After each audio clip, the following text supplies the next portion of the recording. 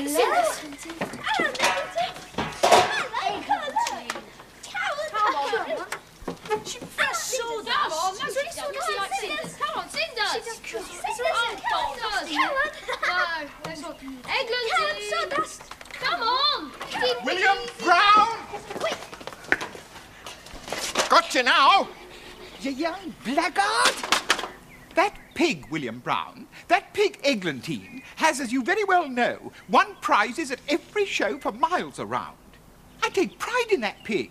I tend her with my own hands. I allow her no rivals. I take photographs of every other pig in the neighborhood who might possibly pose as a rival. I worship Eglantine. As a savage might worship the totem of his tribe. So when her appetite begins to fail, when she won't eat what I've prepared with my own hands, when that happens, I'm more than mystified, I'm distressed. And I'm determined to discover the cause. Today, by hiding for 4 hours in an attitude of acute discomfort, I have discovered the cause. You have been feeding my pig cinders. Have you anything to say? Yes. What? She'd rather eat sawdust. Sawdust? Well, someone said to me that pigs will eat anything, and I said they don't. And he said, I bet they do. So I said, well, let's try her on cinders and sawdust. So we did. She likes sawdust best. William Brown, that is a prize pig, and I want you to respect her. Let this be a lesson learned. Pigs do not eat sawdust unless they wish to lose weight and stop winning prizes. She's lost pounds and pounds. If you so much as enter my garden again, I shall speak about you to your father. Understood? And by the way, William. Yes, Father? What are you doing next Saturday? Nothing. Good. I thought I might take you up to London to that circus you've been talking about. Crumbs, the circus! And afterwards to tea with my Aunt Letitia. She said she'd like to see you, even though she doesn't like boys. Doesn't she? Only if they're very polite. Oh. So I said we'd go, provided you behave yourself in the meantime. It isn't only the circus. It's old Aunt Letitia. She never gives me Christmas presents. What does she do then? Every time I see her, she gives me 5 shillings. 5 shillings? I don't think I've ever seen 5 shillings since my last birthday. We need 5 shillings for a sledge. Yeah, if I do anything wrong, you won't take me. I mean, you'd sooner play golf any old day. Well, if I were you, I'd just do nothing between now and then. Except eat at meal times and go to bed at night and that sort of thing. Well, then you can't have any excuse for not taking you. And wash and brush your hair, like that sort of thing. You can't just do nothing but that. There's 24 hours in a day. You can't wash and brush your hair for 24 hours. You'd probably get some disease if you did. Well, you could sit quiet and read a book. I've read all the books I want to read. No, I'll just go for quiet walks with you, in between washing my face and brushing my hair and such like. I'll just go for quiet walks with you. Now, he can't mind that, can he? Of course he can't. He can't, so it'll be all right. I'll just do that. I'll just go for quiet walks with you, in between keeping myself tidy. I'd better do that because of getting a little fresh air. They say people die what don't get any fresh air. And I shouldn't like to die before I've been to the circus. Wouldn't be fair on Father either. He's already bought the tickets. Where should we walk to? Well, I wouldn't mind walking up to Mr. Ballater's back garden and take a look at his pig. He'll boil us alive. Well, look, let's just see how she is. We won't give her cinders or sawdust or anything to eat. We'll just look at her. Now, there can't be any harm in just going to look at her, can there?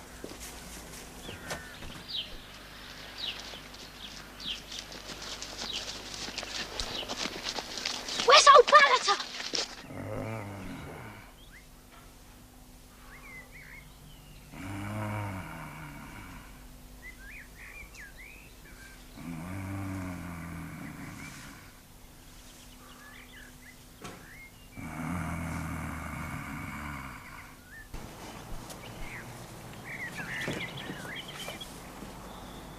Well, he's not here anyhow. Come on.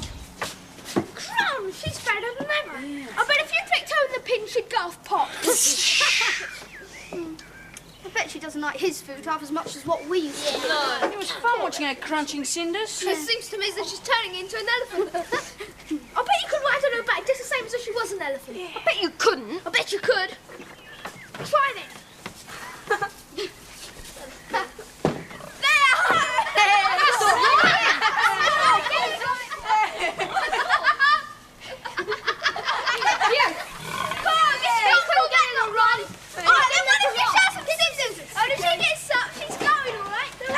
Cinders. Just been outside. Come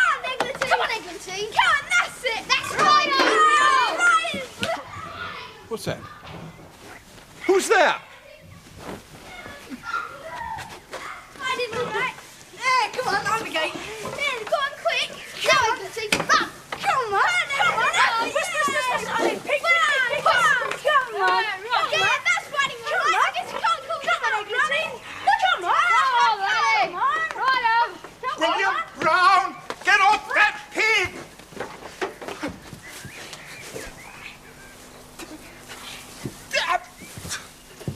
I know you, my boy, and I know where you live. I shall call to see your father this very evening. Pounds she must have lost today. Literally pounds. Well, you'll tell your father, and you won't be able to go to the circus now. We were going to buy a sledge with that money. Yeah, old Ballotin and pull my ears off. That pig knocked me, so I'm all bruises. Perhaps he'll forget to tell your father. No, he won't. I could tell he wouldn't by the way he pulled my ears. It's extraordinary to me how fast my ears seem to be stuck onto my head. I bet he'd have had them right off if they'd been anybody else's. Then he'd been put in prison. Put in prison where he couldn't keep pigs or pull people's ears off. Yes, but he's not in prison, and he's going to tell your father tonight. Perhaps if you tell your father about your ears, he'll let you go to the circus to make up. You don't know him. It's just the excuse he needs to play golf instead of going to the circus. Well, what do we do then? Oh, we just got to stop and go to my father. How? Well, we got to think of a way. You expect me to be able to think of a thing the minute I've said it, same as if I was a conjurer or something. I'm not magic, I'm only human, same as everyone else. I've suggested that we stop and go to my father. There must be ever so many ways. You might try to think of one. Poison him. And what with?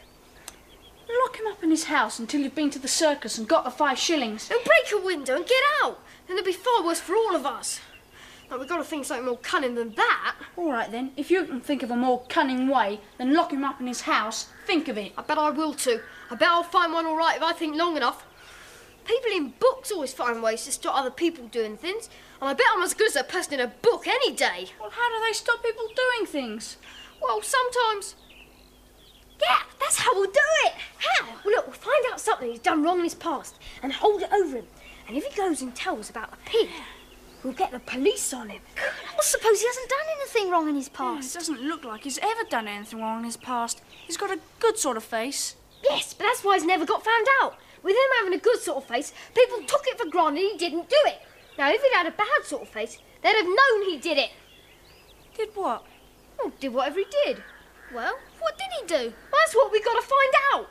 I bet he murdered someone, pulling their ears out. Yeah, but we haven't any proof he's done anything wrong at all. Well, if he hasn't done anything wrong, why is he living in the country keeping a pig? Perhaps he likes living in the country with a pig. Of course he doesn't. He may like living in the country, but he doesn't like keeping a pig. How do you know? Well, because whatever he says, no one could like keeping a pig. I mean, there's nothing sort of about pigs. I mean, if you get wild animals, or snakes, or even butterflies, or birds, you might think he was keeping them because he wanted to keep them. But pigs, he must be keeping them so as to stop people suspecting that he was a criminal. I bet he wears a wig too. I bet his real hair's black. But how can we find him out? Oh, just by spying on him. Probably he's got some confederation coming to see him sometimes. You know, they generally do. Come to that, I don't suppose he's stopped. I mean, you don't often find them stopping. I mean, once you sort of got into the way of stealing, you sort of can't stop all at once. I bet it was stealing he did. Where'd he get his money if he's not a thief? He doesn't go up to London to an office like our fathers do. He doesn't earn it. He must have stole it. I bet he's stealing right now from the people all about here. That pig's just to put people off. I'm going to go back there now and start watching his house and listening. And I advise anyone he catches hold of to take good care of their ears. Oh, do shut up about your ears. We're risking our lives so that you can go to the circus. And you will keep on about your ears. You'll keep going on about them if he got all of yours, same as what he got all of mine. I wouldn't shut up about them by now. Oh, listen, why don't you both shut up? So we can all find clues about the wrong he did in his past. Here we are. So long since I've seen you. I've so much to tell you, Cousin Emily. Do sit down. Thank you. Now, before we have lunch, let us drink to Eglantine recovering from the attack upon her by that dastardly boy. Of course, I have a good deal of jealousy to contend with. You know how little-minded people are where pigs are concerned. I once grew marrows, and it was just the same with those. Cucumbers, too. There's something about pigs and marrows and cucumbers that seems to bring out the worst in people, seems to paralyse their sense of truth. Thank you. You'll be surprised if you knew the people who tell me that eglantine is nothing to the pigs they've had. Ha! Just the same as people did with marrows. Fortunately, I've got a check on the people who've kept pigs around here because I've managed to get snapshots of most of them. And when they begin to talk about it, I just bring them out and show them the photograph of their pig beside the snapshot I've got of eglantine, taken at just the same distance. No, even the vicar. Well, he hasn't kept them for a few years now, but even the vicar started saying the other day that his prize pig was quite as big as eglantine. I took out the photograph to show him. Didn't like it at all. I mean, ordinarily, he's a perfectly truthful man, of course. Amazing, isn't it? I'll show you the photographs.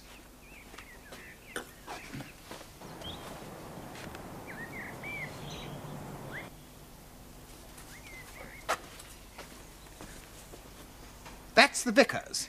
I took it about 2 years ago. Here's one. He's a thief. What stole from the vicar?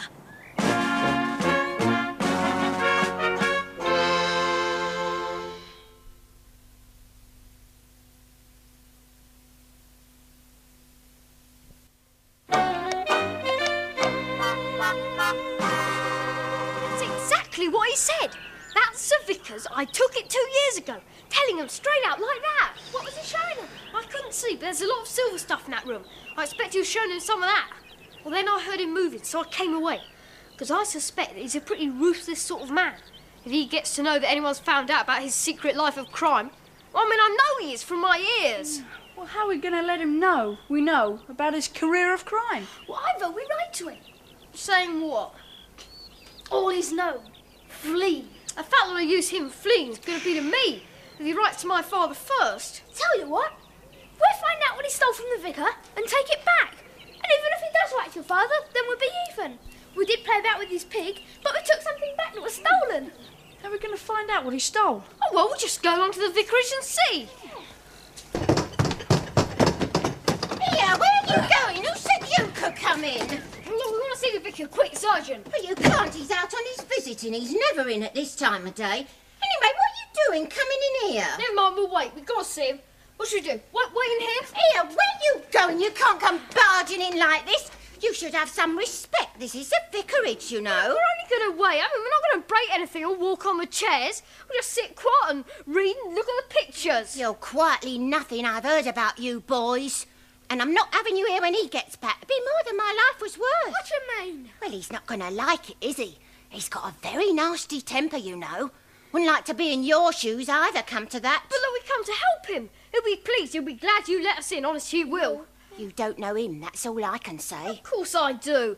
I see him at church. And he's always come to Sunday school to talk at us and things. Now, there's nothing to be afraid of. He's harmless. Do I hear voices? Please, Mum, I'm ever so sorry, Mum. They just all barged in. There was nothing I could do. Well, now, how can we help? Is there anything I can do? He said they want to see the vicar. He said it was urgent. Well, dear boys, the vicar is out at present, and I am about to go to London for a mothers' meeting conference, so if you have anything to say, you must say it quickly. Well, what are you about this fine day? You're not spending it quite uselessly, I hope. You're trying to bring pleasure to others besides yourselves, I hope. Please, did you have anything stolen about 2 years ago? Stolen, dear boy. Stolen. Past participle, stolen.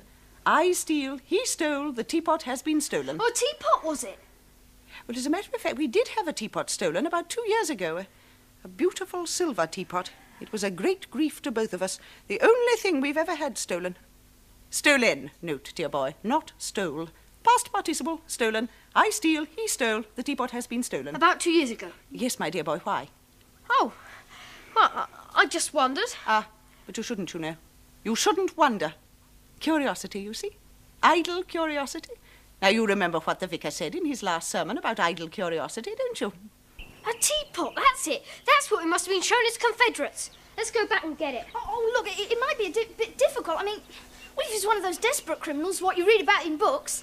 Look, I'd almost as soon miss that 5 shillings as get gagged and left in cellars, same as people get in books. Look, you're not scared, are you? Me? No, I Then just come on. Look, there it is. What? Got silver in a can. Where? Get out. Go on, get up. Hey, William, be careful. He'll be coming back with his gags and things. Is there a teapot? Yeah, I don't see how I can help bring the vicar.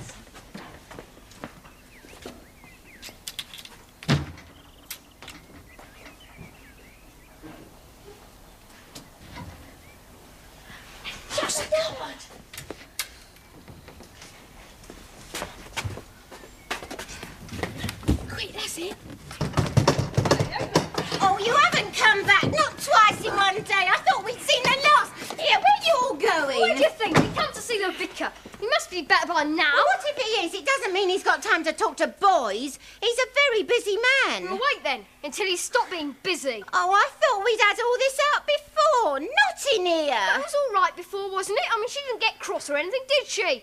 In fact, she was quite nice about it all. He's different. He's not going to like it. Where is he? What's he doing? He's in his study writing his sermon. And when he comes out, he's going to be in one of his moods. He always is. Well, wait then. We got to. What for? Well, same as I just said. We want to speak to the vicar. It's important. I don't care what it is. He wasn't to be disturbed except for sudden illness or death. Are you sudden illness or death? No. I can't be disturbed for you then. What about her? When will she be back? She's staying away till tomorrow. Well, look, we got this back. It was stolen. Anyway, it was stolen. It was stole 2 years ago. I'll be leaving here soon anyway. I just got engaged to the milkman. Look, just make the tea in it and take it into them. And don't say anything. Just see what he says. It'll be a nice surprise. What will? I said make the tea in it and take it into them. Is that all you come to say? Oh, she's balmy. She's thinking about the milkman. I'll tell you what, I'll take no more cheek from you boys. Yeah, but will you make the tea in that pot? Be off with you. Go away. Mary? Mary! Where is the girl? What was that? What's happening? Nothing, sir. Just some boys. You won't forget that Mr. Ballater's coming to tea, will you? No, sir, won't forget. Mr. Ballater. The vicar can say what he likes, Eglantine. He can say what he likes. But I have the biggest pig. Just like I used to have the biggest marrows and cucumbers. It is, as you know, old chap, the only point on which I take issue against my dear wife. She says that no man who thinks a good deal about pigs, marrows and cucumbers can possibly be a spiritual man. But I think a great deal about them. You surely can't say that I'm not spiritual. What? Doesn't the worry and the concern make us spiritual? Mind you, I feel happier about Eglantine now than I did earlier in the day. What an ordeal. The boy rode her. The biggest pig in the country. He rode her. Fortunately, I know him and can complain of his conduct to his father, whom I hope will take active measures. A valuable animal like that. Pounds she must have lost. I remember in the case of that pig I had 1 or 2 years ago. I called her Judith, a really gigantic creature. Oh, thank you, Mary. Thank you, sir. Milk and sugar? Please. Of course, I never believed that it was just the hand-prepared food that made my pigs the most enormous. It was the pig's quiet life that made the diet so effective. That's why I felt so much happier about Eglantine. She had a nice little nap this afternoon. There's nothing like relaxation for... When you say the most enormous, I don't think you do me justice. My Judith was every bit as big as your Eglantine. It was your photograph of Judith that was out of focus and made her look about half a real I say, Mr. Ballater, are you feeling quite 100%? No, Sutton, if you'll excuse me, I must return home. Certainly, old chap. Mary? Goodness, I wonder what... I do believe he's beginning to realize it at last. Judith was as big as Eglantine. Every bit as big. Gone. Good grief. Perhaps the vicar's a Jekyll and Hyde. One part of him a vicar, and the other a thief.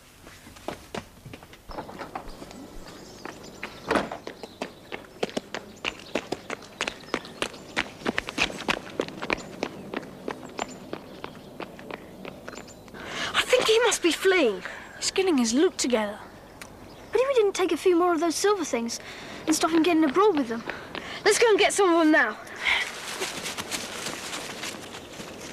I don't know. He might come back. And he'd be desperate, of course, with being found out. Well, I'll just have a try. You keep a lookout, and if you see him coming, give the danger whistle. No, not that one. That's I'm being attacked by lions. I met a shark while bathing. That's I'm being pursued by Red Indians. Well, it's danger. It's not. Well, it's when I'm whistling. Just keep a lookout, that's all.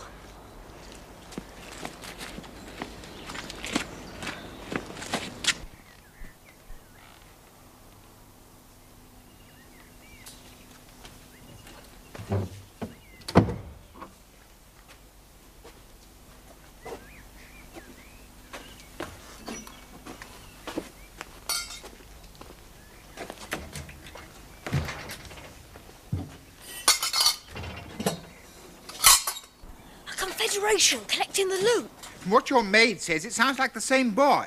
I mean, William Brown, who made Eglantine run around her pen this morning. I think that what's called for is a word from both of us to his father, but I must call in at home. I remember now, the wretched boy and his friends were uncomfortably close just now.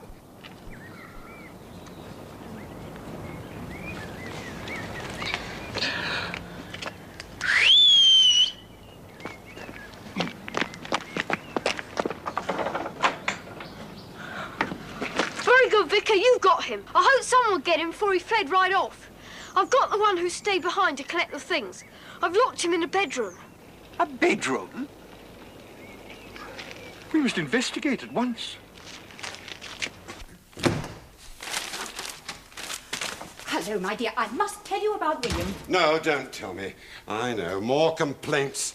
Well, what is this time? Damage to property, noise, trespass. You know, I sometimes wonder we've got any friends left at all.